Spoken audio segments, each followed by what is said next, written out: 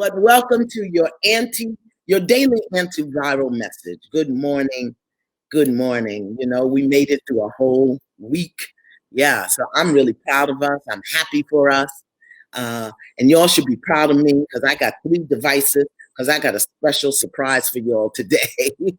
So we've been here 7 consecutive days now to clear and sanitize our mind and our mental being and strengthen our spiritual being so that the physical vulnerability that we have to the virus can be lessened. And now we recognize and understand that the virus attacks our most important spiritual connection, our breath, our ability to breathe. And I also pray that you understand the importance of keeping your mental, emotional, and spiritual being as strong and solid as you possibly can during this time. Because this is a challenge to us. Let me see if I can get my little thing working here. Hold on for me. We're going to get this together. But y'all know I love you. I'm beautiful. I can't be technological too. You can't have everything. Okay, how about that? Let me just see. Come on, thing. Let me see. I got to get it here. Don't worry. I'm really, I'm working. Come on. Okay, there we go. Just want to make sure that I have everything here because I have your prayer and your affirmation. So listen, in the midst of all this deep fear and anxiety, we've been striving towards peace and calm. So each day I bring you this inspirational message, a short meditation, and I focused on conscious breath work.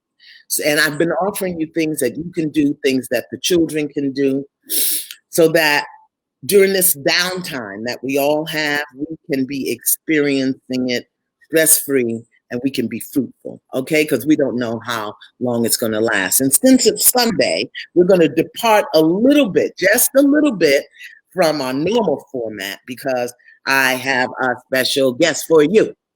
Now, it's Sunday and I was raised in the church, and that's always about praise and worship for me, okay? So whether I go to Bedside Chapel on YouTube on a Sunday morning, or I go to First Baptist Church in Glen Ordon, where I sneak in and out so that the people don't bombard me. I always start my week with a good song and a good message. And that's what we're going to do. Okay? And so, you know the drill. We begin. Yeah. As we breathe, we are consciously acknowledging the gift of life and our connection to the Creator, God, the Holy Spirit, by whatever name that works for you, whatever name is known and recognized by you. Breath is a gift that is given freely to us as a function of grace and love. Together, let us breathe. Come on. Long, deep inhale in the nose and out the mouth. Once again, inhale. In the nose, let's go out the nose. And as we breathe, let us set an intention to defy anything and everything that would challenge our right and capacity to breathe fully. We don't have to call it by name. Let's just breathe together. Long, deep inhale through the nose. And slow, complete exhale through the nose. Yeah. Now, just relax into this moment. Come fully present to this moment and notice what it feels like to be right here where you are in this moment. Don't worry about tomorrow. Just breathe and relax and be aware. Just be aware in this moment.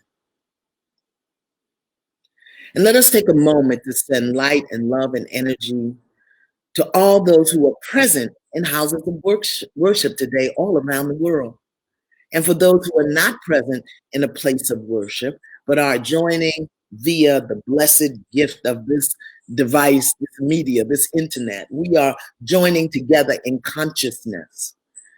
We acknowledge that there are megawatts of light and energy that are now soaring through the universe, transmitting prayers and songs and divine messages from spiritual teachers and spiritual leaders from one end of the country to another, from one side of the world to another, one region of the world.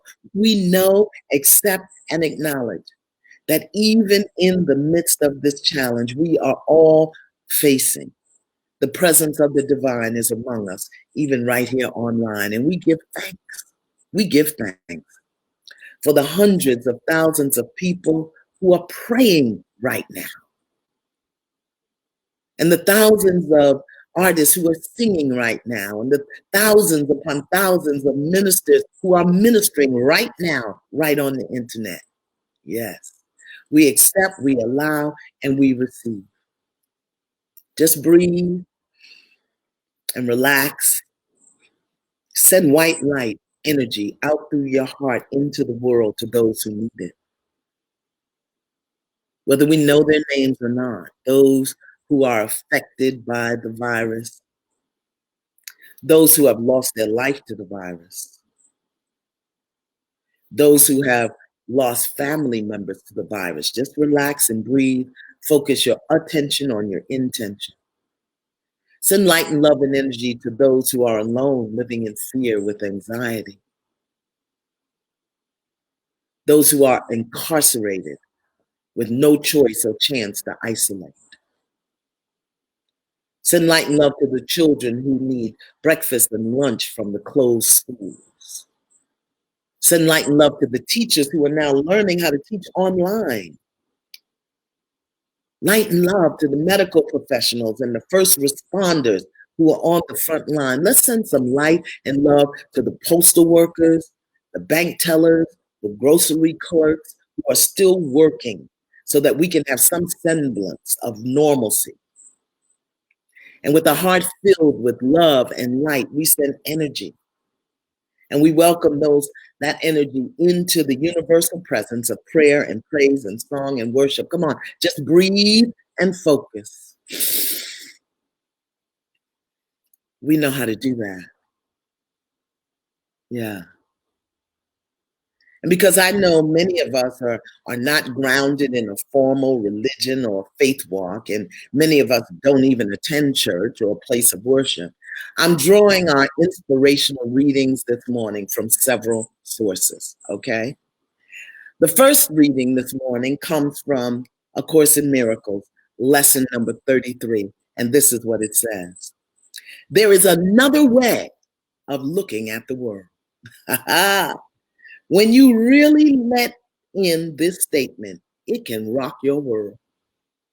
We all carry a collection of old, hardened perceptions of particular people and situations, perceptions that form the bedrock of our experience.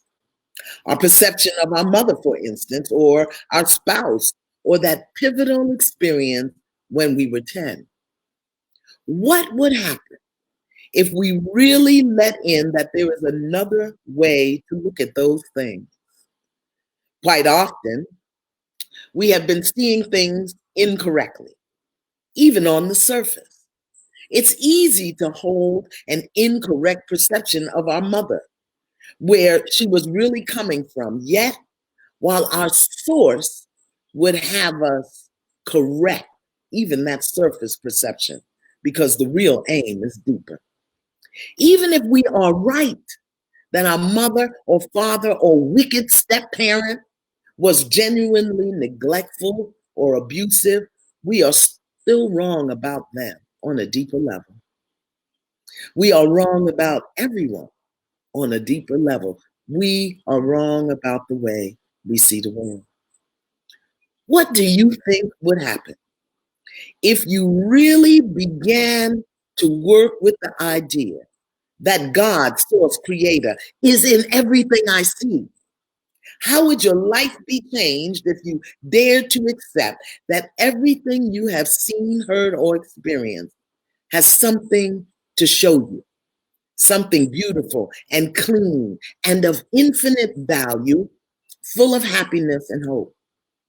If you are really ready to heal, to live beyond your limited perceptions of reality, of you, your life, and people who have come into your life to help you heal and grow, to motivate you, then discipline yourself and work with the idea that there is a whole nother way of looking at the world. Mm. And we breathe. Come on, breathe. Our second reading today is taken from the Bible, Matthew chapter 13, verse 15. And it says this: For the hearts of the people are hardened, and their ears cannot hear, and they have closed their eyes, so their eyes cannot see. And their hearts cannot understand, and they cannot turn to me and let me heal them. Matthew chapter 13, verse 15. And we breathe. And our third and final reading comes to us today from The Way of Mastery by the Shanti Cristo Foundation. This is section 1, The Way of the Heart. And the chapter is Peace Flows from Alignment with the Mind of Your Source. And this verse says, listen, helplessness, hopelessness, despair, anger, and hatred are all symptoms of a fundamental delusion that has occurred within the depth of the mind. It has occurred because there is a long history of having cultivated the skill of listening to the wrong voice. The wrong voice is the voice of the ego, that small little self that believes you are separated from source and separated from all others. It has taught you to judge, to pick, to select what you will be responsible for. The more that you move into that consciousness, the harder it seems to even hope for a chance of transcending judgment, conflict, and lack of peace. But it is possible to cultivate another mind in which you learn to look with perfect innocence upon all things that arise in the field of your experience. It is possible to look at and marvel at and embrace it, and knowing that whatever comes does not affect the purity of the life through which it temporarily floats. So for just a moment, I want you to hold these thoughts in consciousness. A Course in Miracles. There is another way of looking at the world. Matthew 13, 15. For the hearts of the people are hardened, and their ears cannot hear, and they have closed their eyes, so their eyes cannot see, and their hearts cannot understand, and they cannot turn to me and let me heal them. And the way of mastery. Helplessness, hopelessness, despair, anger, hatred are all symptoms of a fundamental delusion that has occurred in the depth of the mind. It has occurred because there has been a long history of having cultivated the skill of listening to the wrong voice. Those are our 3 readings, and we breathe. Now, with these 3 sources at the backdrop, I want to speak to you today on this subject. How you going to do your time? How you going to do your time? All right. But before we delve into that, I have a special guest for you. Miss Mesa Leak. Come on, Mesa. Come on up. How are you? How are you, my Hi, love? I'm great. Thank you so Now, I much. don't know if y'all know Mesa. I know Mesa, okay? Mesa is one of the most incredible, I will say, jazz artists, singers, storyteller on the planet. You may know her because every Sunday she does Mesa's Karaoke Kitchen. Yep. And she is with us today because we can't have a Sunday message without a song. Okay, we need a song on Sunday morning. Absolutely. Mesa, how you doing? I'm great. I'm great. Thank you so much for this. The message is so beautiful this morning, and I want to help by singing a song for you that uh, was I just recently released. I have my own record label now, and I released this song written by Chris Big Dog Davis, and the song is it's called "It's Gonna Be All Right." I know we're all going through a lot right now, and the song features Phil Perry and Kim Waters and Chris Davis. So I'm gonna do it for you right now. Uh-oh, I'm still on. I'm gonna try to do it now. Let's see. Can I'm you here. hear? I just gave you the screen. I got on Okay. stage. All right, here we go, babe. I can be on the stage with Mesa because I can't I sing. see the rainbow in the sky. I see the twinkle in your eye, and I know it's gonna be alright.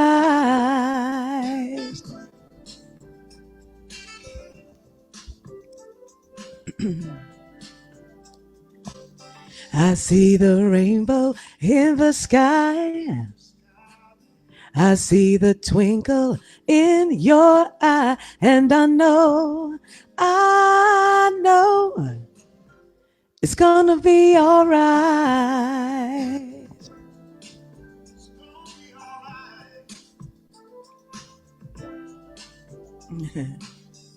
Bringing in some sunshine, brighten up the sky.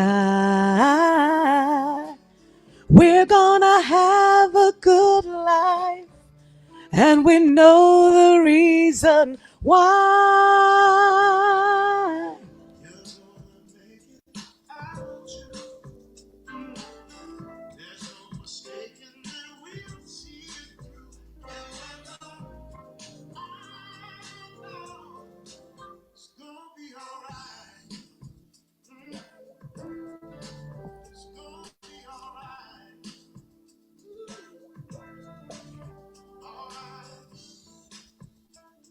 Oh, yes, it's gonna be alright. It's gonna be alright. Yes, it's gonna be alright. See the rainbow in the sky. I see the twinkle in your eye. I know it's gonna be alright.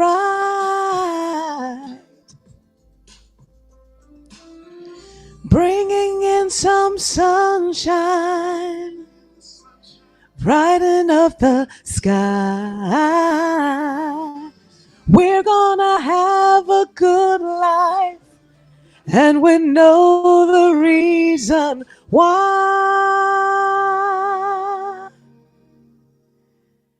I see the rainbow in the sky. I see the twinkle in your eye, and I know, yes, I know, yes, I know, it's gonna be alright, it's gonna be alright. It's gonna be alright. It's alright. La da da da da. It's alright. Mm.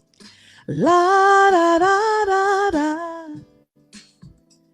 It's gonna be alright. Just believe it. La la la la la. It's gonna be alright. We believe it. La da da da da. It's gonna be alright. Miss Mesa, It's alright. Thank you, we, honey. we froze for a moment, but we're Thank you, here. baby. It's going to be all right, Miss It's gonna Mesa. be all I right. believe that. I Thank you. believe that. And Yep. I want us all to believe that. So, Miss Yes. Mesa, I'm going to ask you if you can hang out with us I will. for a Thank you so minute, much. and maybe you can take us out of here with a song. I'm going to give a real Okay. quick message and a prayer, and then I'll Okay. be back to you, Okay. okay? Thank you. Good morning again, everybody. I hope you're with me. I thank you for hanging in there. I see we had a little technical glitch, but I'm going to keep on rolling just like this thing is rolling. And if it's not, we'll edit it together and put it up on the site for you later. Our message this morning comes from my own very personal experience. At this very moment of time in my life, my grandson is incarcerated. Now, this is not the result of him selling or dealing drugs. It is not the result of him hurting or harming anyone. He didn't do either of those things. My grandson, a brilliant young man, 27 years old, is incarcerated, but because of the way he viewed himself and the world. He's incarcerated because he hardened his heart to good advice, wisdom, and authority. He is incarcerated because of ingratitude and disobedience. You see, he's of the generation that believes they know everything, so they can't hear anything.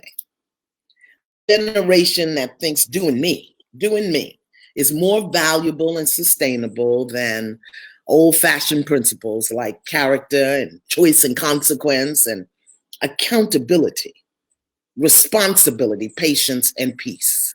There's a generation out there that don't believe nothing in that. He's of that generation. My grandson, who I love with all my heart, is currently sitting in jail, not prison, jail, waiting for someone who does not know him or know his story, his history, or his heart to make a determination about his freedom, because he's of the generation that does not know that televisions once had dials, phones once had cords, and that the best grits are not the instant kind, but the ones that you simmer, okay, till they get creamy and the butter rises to the top.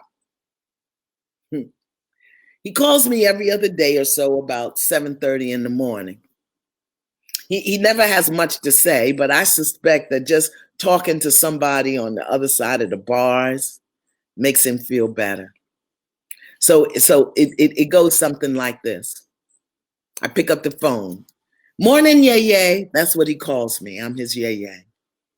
Hi, sweetie. How you doing? Now, I know that's a dumb question to ask somebody who's in jail, but what's the alternative? I'm good. You good?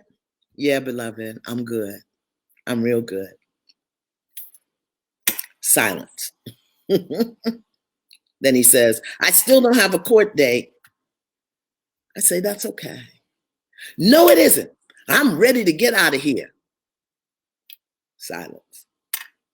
Now, I think he knows it's coming and he hates it. But my responsibility as the elder, the one who is the sanest of the two, is for me to ask the questions of him that will hopefully soften his heart, open his eyes, and unclog his ears. So at least twice a week, I say to him, how you gonna do your time, baby? How you gonna do your time? And imagine, he hasn't even been sentenced yet, which tells me that somewhere in his mind and heart, he was imprisoned even before he got arrested. I have a very wide circle of friends, and most of us, we're really busy. We have very busy lives between working and serving and ministering and teaching. There's always something that we want to do, but don't do it because we either don't take the time or make the time. I think you know what I'm talking about. I'm sure if you're listening, you or someone you know has often said, I just need a day off. If I just had the time off to, or you say, as soon as I have a day off, I will. Who knows what I'm talking about? Yet for some reason, now that we have an undetermined amount of time dropped into our laps, many people are freaking out about being home, about being with their loved ones, about having to spend time with ourselves. So I'm presenting the same question to you. How you going to do your time? In fear? With anxiety? Are you going to spend the time wishing that you didn't have the time you've been asking for? Are you going to complain about not having to get up early, to drive long, or take a bus? Are you going to complain about not being around the negative co-workers that are always trying to take you down and block your good? How are you going to do your time? That is the question. Now, please, don't think I'm not aware or that I'm taking lightly the situation in which we find ourselves. I am not ignoring or being insensitive to the fact that people have lost their lives, or that people who are serving them have placed themselves in jeopardy.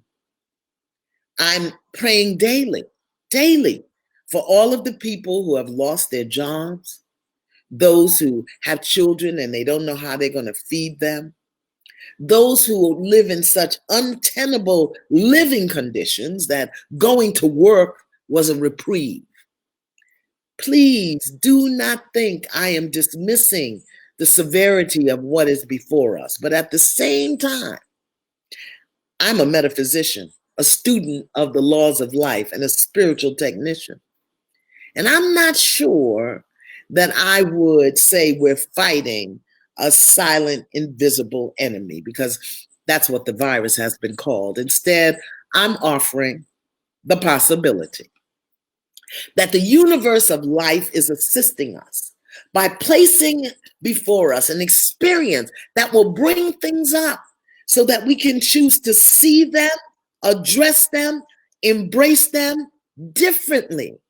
And in doing so, we will discover the inherent power that resides within us. How are you going to do your time? So many of us have been living as though we're powerless victims. Okay, we're back. We're back. You know what? I can imagine there are so many messages going online right now that the condition, that the connection is unstable, but that's okay. My point was that we live in so much busyness, so much movement. What if we have become so emotionally lazy and dishonest, so ego-driven, that rather than being able to hear constructive feedback, everything is viewed as an attack, which we then must air and correct on social media, where everybody can have an anonymous opinion that allows them to say anything they want to whoever they want at any hour of the day with absolutely no accountability. That's what a hardened heart looks like. I know you can go to bed one night and wake up the next morning having had your name maligned and your reputation destroyed on social media while you were sleeping. You were snoring and people were tearing you down with no accountability. What if our days have been so chock full of duties and chores and assignments and events and meetings and dates and hookups and links and download that we have totally ignored, denied, and eliminated a time for rest and stillness and prayer and study and play and long hot soaks in the tub, which is exactly what this stay-at-home time is giving us. How are you going to do your time? What if right now, as strange and challenging and difficult as it may feel, this is exactly what we created, set up, attracted in order to discover and rediscover that our lives have a bigger, grander purpose than all of the stuff that we've been involved in? What if? What if what we are seeing, the news and the fear and the shortage of masks and the shortage of beds and tests, all of the stuff we're seeing, what if that's not what we need to be looking at? What if we have collectively and individually called this experience into being, whether consciously or unconsciously? I'm not blaming us. I'm saying called it with our energy, so that we would awaken again to ourselves, to simplicity, awaken to love and peace and joy, because we have so much and we're so miserable. What if in this right here, right now, temporary experience, because it's temporary, this is exactly what we need to get clear about what matters, who matters, and how we have abused and neglected what really matters to us. Instead of running from the virus, what if we just turned inward and taught our children how to turn inward, to see, to feel, and then to listen to what they have to say? What if this is a much needed opportunity presented to us in a very painful way? Because for us to grow in power and joy, sometimes we need the pain. Pain will get your attention. How you going to do your time, beloved? This time. This is the right now moment in time that's calling you somewhere. Sometimes when my grandson calls me and he's having a bad day, and I start with my teaching and preaching, he'll say to me, please, I don't want to hear none of that spiritual stuff. I'm in a real place with real people, and this ain't easy. That's what he says to me. And I say, do you know their names? Do you know the names of the people who are breathing the same air that you're breathing? Do you know where they come from and how they got to where they are today? Do they have children? Do you ask them where their mothers live or where they are? To which he replies, yay, please, these dudes in here do not want to talk about nothing like that. But isn't that also true about us these days? We make assumptions about each other. We judge each other. We defriend each other. We lie to each other. We are suspicious of each other. We don't trust each other. We ignore each other. We attack each other. And we do that with our free time. How you going to do your time, beloved? How you going to do this time right here, right now? When you have a heart attack or when your heart attacks you, they put a stent in it so that the blood can flow again, so that you can live again. What if the virus is our stent?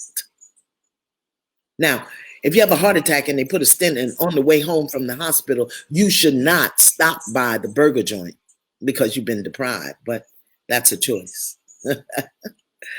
Beloved, we still have the power of choice, even if our options have been limited. We got choice. The options may be limited. We may not have the option of going to the mall, but we don't have to complain about that.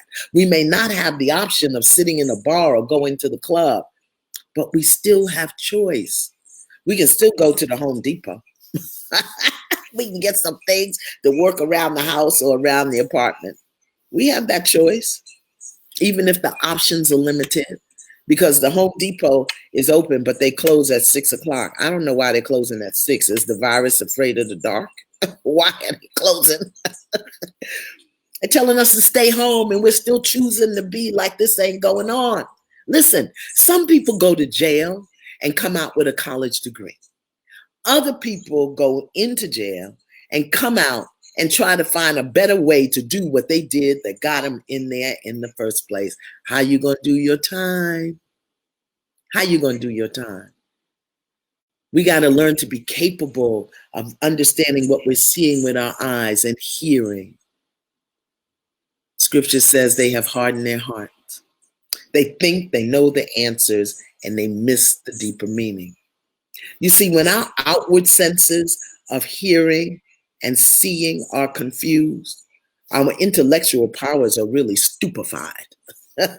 And that's when we must choose to turn within. Why are we so afraid to get still, to be quiet, to connect with ourselves? How are you going to do your time? Are we afraid of the virus because we don't have control over it?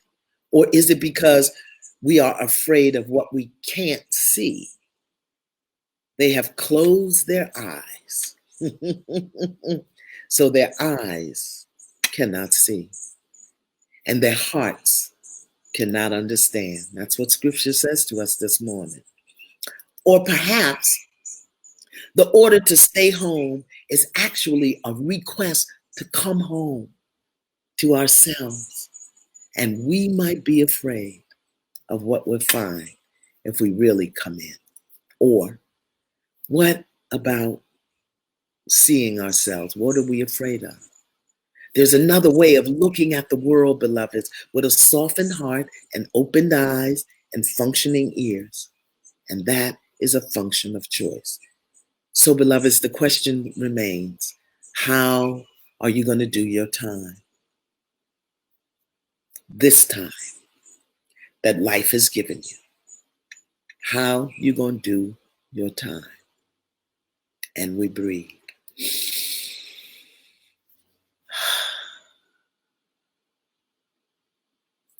So, I want you to go back later and listen to that. Look at those readings. How you going to do your time? And before I sign off today, I have another musical selection. I'm sorry about the freezing, but I know that the internet is overwhelmed. This is morning worship time and everybody's online, okay? So I'm going to bring Miss Mesa back. Mesa, thank you for sharing with us. Let me see if I can get you up here. There Yes, you I'm are. here. Thank you Thank you so for much. sharing with us. It's going to be all right. Oh yeah. It is going to be all right, but we got to determine how you're going to do your time. How you going to do your time, Miss Mesa? I'm gonna sit. I do a lot of reflection on my life and where I want to go for the rest of my life, and how I want to help my son achieve the things he wants to do. Yes. Spend time resting, because I don't rest. I haven't rested in a long time, Yes. and so I'm grateful Listen, for the I'm the having a time. I'm having a love affair with my bed. If my bed could impregnate me, I'd be having quadruplets. I've been Stop in the it. bed. Just happy, happy, happy. But Yeah. just praying for Yeah. everybody who's going through this sickness, and everybody else who is just feels isolated. Of course, we don't want anybody to feel isolated during this time. But I want to say thank you so much. Your message of gratefulness is so beautiful, and I've written a song quite a few years ago by the same title. So it's called "Grateful."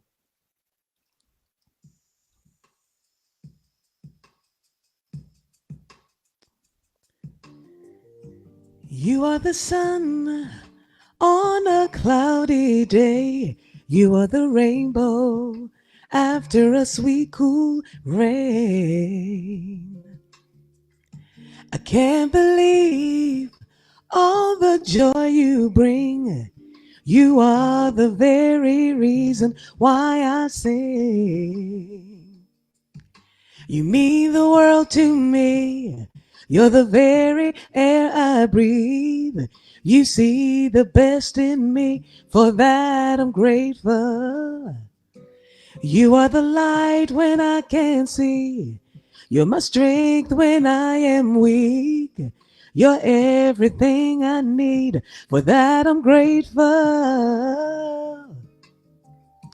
When I am lost, you help me find my way.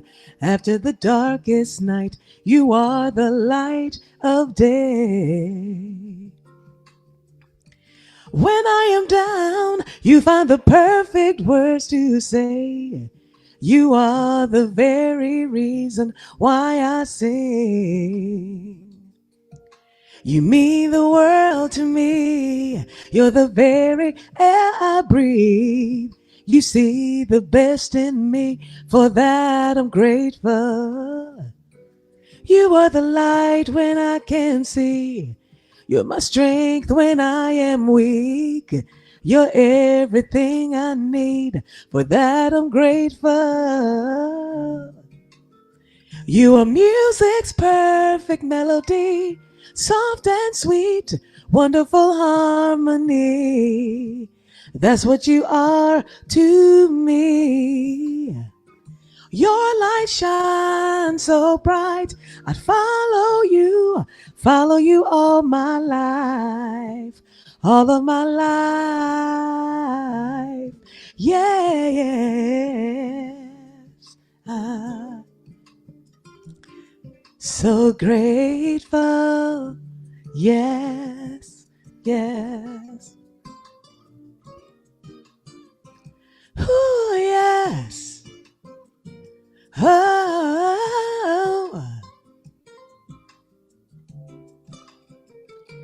every day I'm grateful. Every way I'm grateful. I am so, I am so, every way I'm, whoa,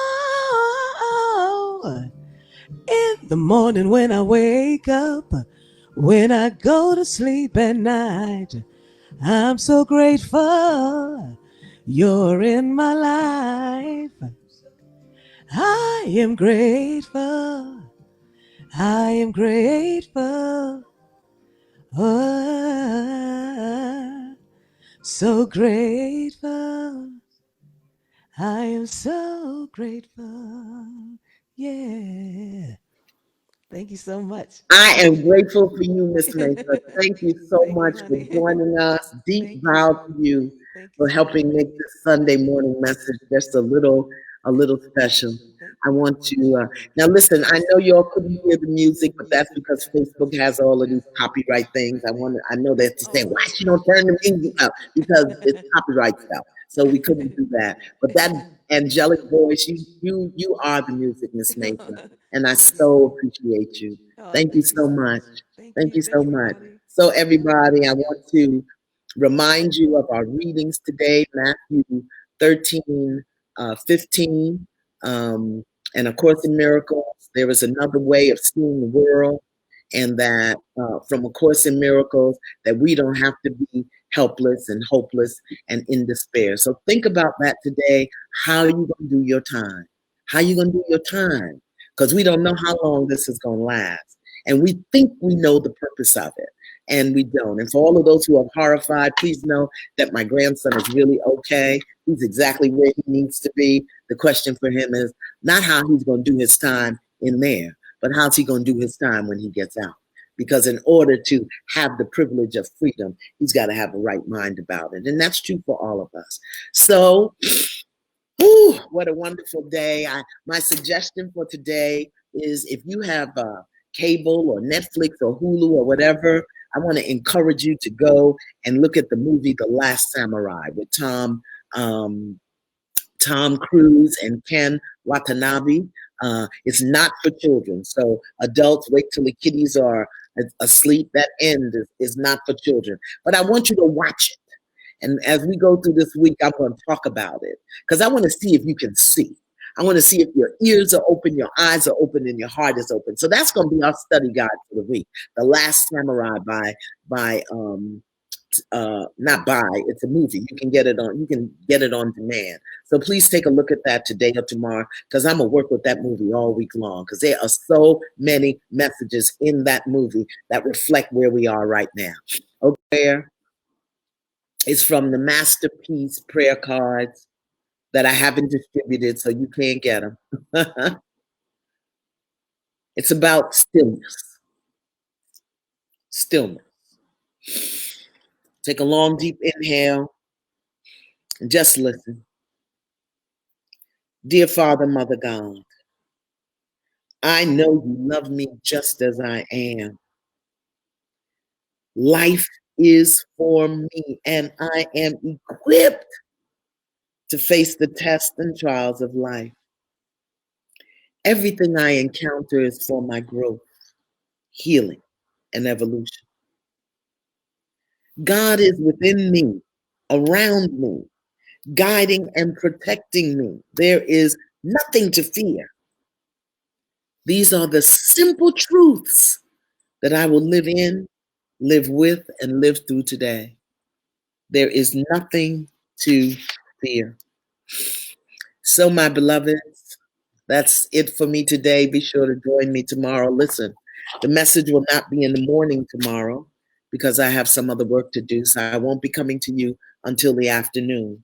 So don't look for me in the morning. Go watch the movie. Okay? Watch The Last Samurai. And it's not for the children because, it looks like violence, but it's really conflict. But I don't want to expose the children to that. Okay? Has anybody told you they love you today? I love you today. I love you. Mason, before I let you go, let me ask you a question. Do you have any new music out right now that we need to go get while we're home? Yes. Yeah, If you go to mesa.com, Mesa.com. Yeah, Maysa, because people are spelling it all kind of ways. Maysa.com. Go there and take a look at Mesa's new music, and let's support her for joining us this morning.